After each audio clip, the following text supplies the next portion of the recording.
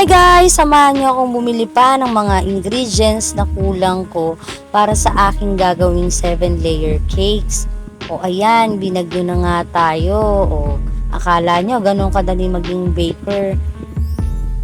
Kung napanood nyo yung videos ko nung nakaraan, ay galing naman ako ng Divisoria para bumili ng mga styro para sa dami cake na gagawin ko.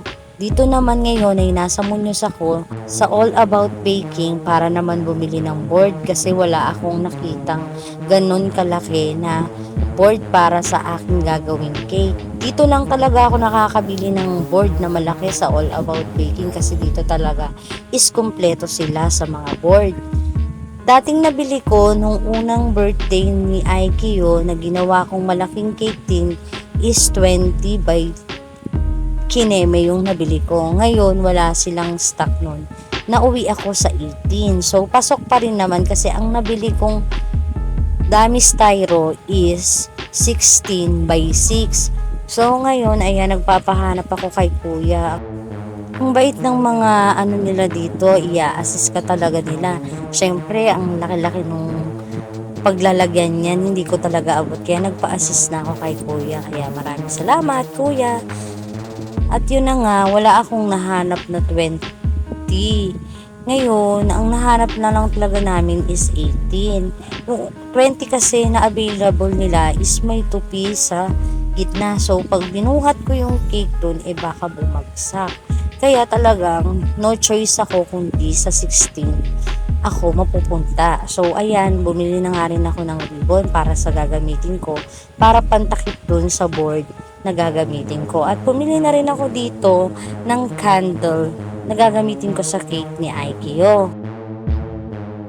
At nabili ko na nga lahat ng aking gagamitin. So ayan, nagbayad na ako para makauwi na ako.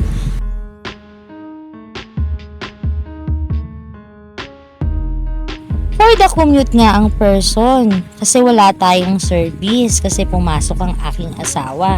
At kahit bumabagyo ay go to the flow tayo. Baker tayo kahit bagyo yan, baker tayo. So ayan, hindi ko rin naisip kung paano ko nabitbit lahat yan. Biruin mo, 8 kilos powder sugar, 4 kilos ng marshmallow, at 2 kilos ng cake flour ang aking binitbit dyan. At meron pang 2 kilos ng chocolate bar. O diba, for the cargador naman ng person. At pagdating ko, wala nang upo-upo. Ako naman ay naghanap na at gumawa ng aking mga gagamiting cake topper para doon sa gagawin kong cake. At ako ay nag-layout na din ng logo ni Aikio para sa kanyang cake. At after nating ma-print ay tayo naman ngayon ay magugupit. At dito nga ay nagawa ko na yung cake. Halos na ilagay ko na lahat ng mga topper. May mga pagkakataon talaga na susubukin ka talaga ng panahon. Oo, literal na panahon, bumabagyo kasi rito sa amin. So ayan na nga, for the ulitang person kasi sobrang humid. Nagbabagyo kasi dito sa amin, kaya ayan, nagbabasa ang fondant. Yan talaga ang nagiging sakit ng fondant pag ganitong maulan. So ayan, gusto kong ulitin talaga yung aking lahat ng nabalot. Biruin nyo ba naman, sa lalaki niyan, ang hirap niyang hulmahin, ang hirap niyang balutan ng fondant. Sa pagmamasa pa lang ay talagang mapapagod ka na, pero wala akong choice. Gusto kong maibigay ang 100% ko sa aking client, kaya pinilit ko tong tapusin. Biruin mo, yan na talaga yung araw na dapat ma-deliver yan, pero 3 beses ko talaga siyang inulit balutin. Biruin mo, ang hirap-hirap magbalot ng fondant, lalo na ang lalaki pa niyan. Talagang inulit ko siya pero wala talaga dahil sobrang maulan. Talagang naghuhumid siya. Kahit lagyan ko na ng cornstarch, lagyan ko na ng Tylose powder, at nagkalat pa ako sa paligid ko ng silica gel, ay talagang wala. Talagang sobrang humid niyan. Sobrang stress na talaga ako dyan. Parang gusto ko nang itigil. Parang gusto ko nang isole yung ibinayad sa akin. Kaso nga, nagastos ko na yung mga ibang binayad sa akin dahil binili ko nga ng ingredients niyan. So, wala akong Choice kundi talagang tapusin to. Biruin mo, within that day, naggagawa pa ako. I-deliver namin yan ng 1 p.m. Kasi malayo nga yung pagdi-deliver. Pero talagang natapos ko siya. Kaya salamat dito sa mga pamangkin ko na hindi talaga nagdalawang isip na tulungan ako. Isang tawag ko lang ay talagang dali-dali silang nagpunta rito para samahan akong ma-deliver tong aking cake kasi sobrang bigat nito, hindi ko kayang buhatin mag-isa. Biruin mo, 7 layer yan at kailangan ko pang magdala ng mga tools at extra fondant na aking gagamitin para doon sa event kasi mamaya masira doon ay talagang meron akong gagamitin. At hanggang sa aming i-deliver na nga ito ay talagang binabagyo kami. Nakakainis talaga kaya talagang nagmo-moist talaga ang aking fondant. Pero ito ay talagang inilaban ko ng i-deliver kahit binabagyo tayo. Kesa naman wala tayong maibigay na cake doon pa mismo sa event ng birthday na yan. Syempre baka mapahiya naman tayo, baka sabihin kung kailan event na saka pa tayo nag-cancel. Pero talagang inilaban ko at nandito na nga kami ngayon sa event place na aming pagdideliveran.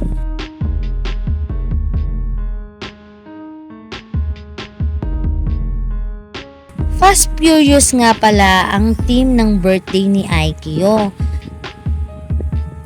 Last year din ay ganun din, Fast 1, ngayon naman is Fast 2. For the video nga ang person dito kasi hinahanap ko yung coordinator para matanong ko na kung saan namin pwedeng i-set up yung aming cake.